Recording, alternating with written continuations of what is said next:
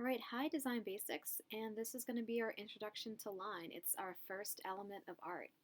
Now, mark making, it's basic to art making. We all have these kind of innate or natural ways that we make marks on a surface or a page. And some of us might make bold marks or thin marks, dark or soft, etc. And then since line is so fundamental, this is the first element of art we're going to explore. And you want to think about the semester as kind of building your tool belt for design. And line will be one of your most frequently used tools. So therefore we want to know and practice all the different kinds of ways we can manipulate and control our lines. So you're going to see throughout the semester that we often take familiar concepts like elements and principles like line, and we really break them down. We think about them from different perspectives and try and see all they can offer. And now, so if I said right now draw as many different lines as you could, how many could you do? Could you do 5, 10, 25, 100? So the way to be able to make an infinite number of different lines is to really see how you can vary and what attributes you can manipulate. And then, once you know how to manipulate them, you can think about what those kind of lines convey. Can you use a line to make something look sad, or happy, or bold, or strong, or peaceful? And that's what we're going to get into.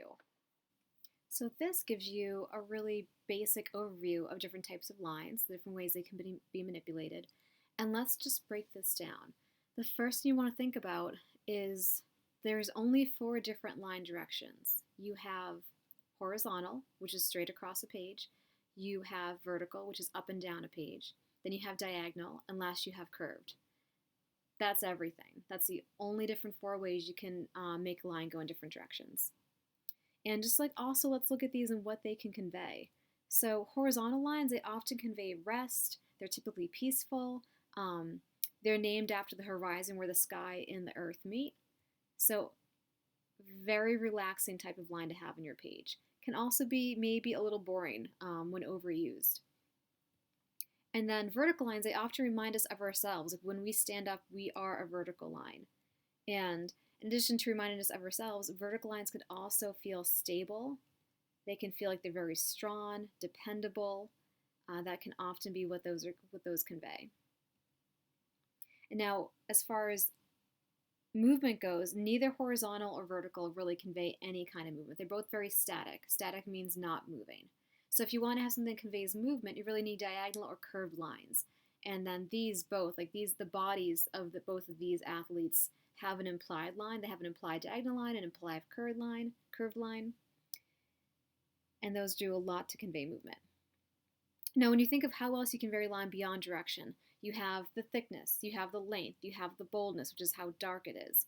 Within those 4 categories of direction, thickness, length, and boldness, you just have an infinite different number of ways you can make a line.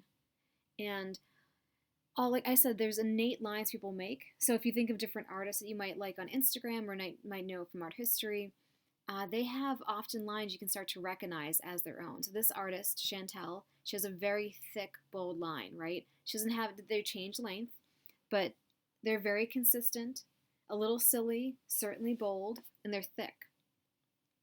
Kind of like Keith Haring, that's an artist you might have learned in elementary or grade school. He has this very familiar type of silhouette person that has a lot of little movement implied to it because he has actually very little vertical or horizontal lines. You can see most of his lines have some kind of angle, so they're mostly diagonal or curved, and that will give you some movement.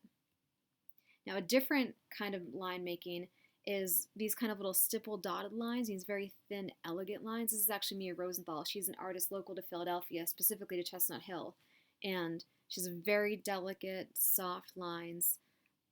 Here we have Adam Ritchie. He's an artist you can actually find on Instagram. You can watch him do these doodles. It almost looks like he kind of holds his pen almost loosely, where he has a continuous line that goes all over his page, and he builds up some areas to get features like the nose and the eyes.